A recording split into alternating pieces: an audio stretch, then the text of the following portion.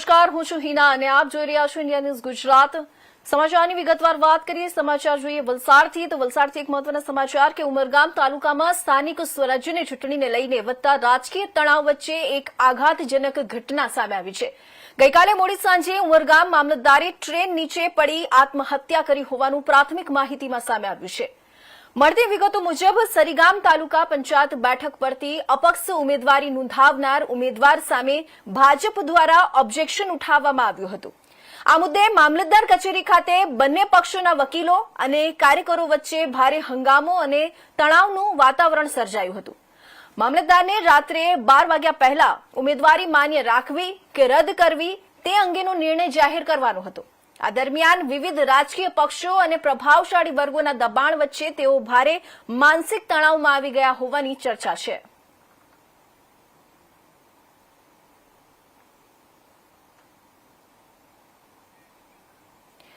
તો આ તરફ વલસાડના ઉમરગામમાંથી એક અત્યંત આઘાતજનક અને ચિંતાજનક ઘટના સામે આવી રહી છે, જ્યાં સ્થાનિક સ્વરાજ્યની ચૂંટણીના ગરમાયેલા માહોલ વચ્ચે ઉમરગામના મામલતદારે ટ્રેન નીચે પડી આત્મહત્યા કરી હોવાની પ્રાથમિક માહિતી સામે આવી છે।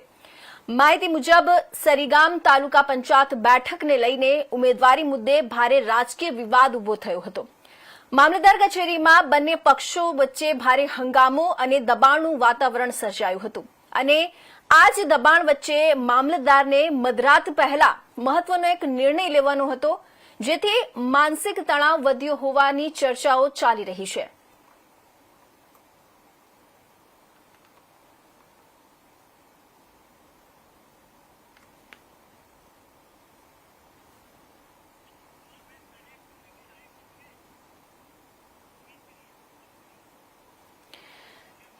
તો આ સમગ્ર મામલો હવે અનેક ગંભીર સવાલો ઉભા કરી રહ્યા છે। તો ચાલો સીધા જ આપણે જોડાઈએ સુરતથી અમારા બ્યુરો ચીફ શૈલેષ ત્રિવેદી સાથે।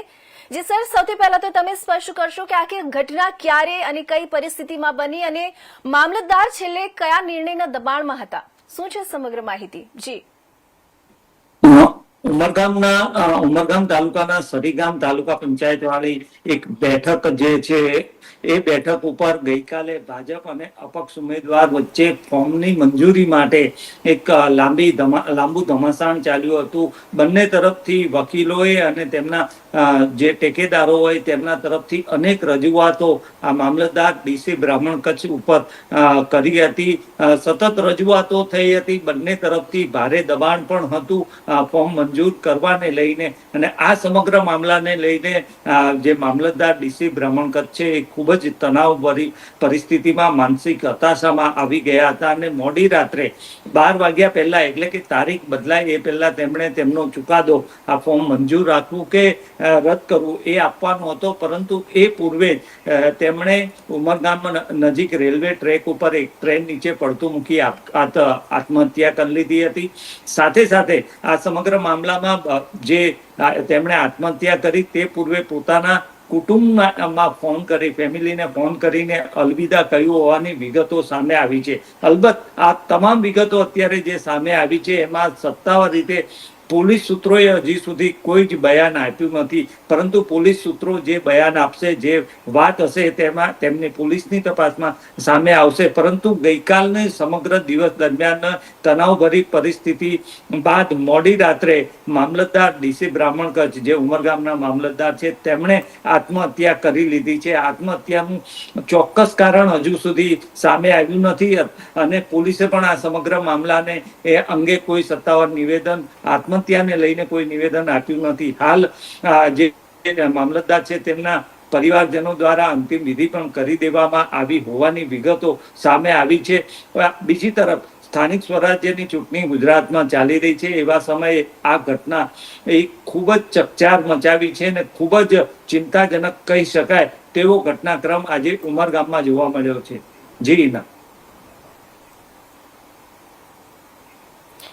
જી સર, જે રીતે ઉમેદવારી મુદ્દે રાજકીય દબાણ અને હંગામાની વાત સામે આવી રહી છે, તો આ એંગલને પોલીસ અને પ્રશાસન કઈ રીતે ગંભીરતાથી તપાસી રહી છે?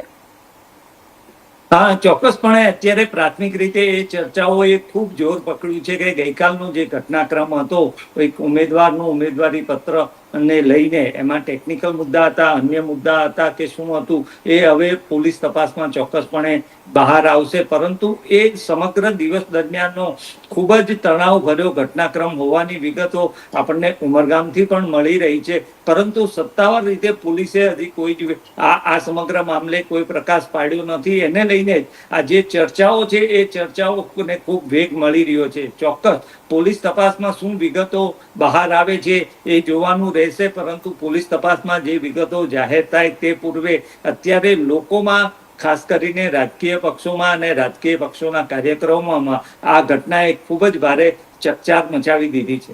જી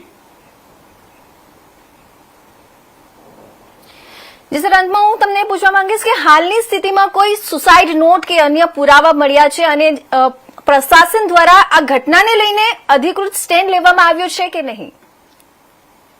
સુસાઇડ નોટ હજી મળી નથી. પરંતુ એક વાત એવી બિનસત્તાવાર રીતે સામે આવી છે કે ગઈ મોડી રાત્રે જે મામલતદાર ડીસી ભ્રમણ કચ્છ છે, જેમણે ટ્રેન નીચે પડતું મૂકી આપઘાત કર્યો છે, એમણે આખરી ફોન પોતાના પરિવારને કર્યો હતો. એમનો પરિવાર વલસાડના અબ્રામામાં રહેતો હોવાની વિગતો સામે આવી છે. એ સિવાય પરિવારનું હજી સુધી નિવેદન મળ્યું નથી. બીજી તરફ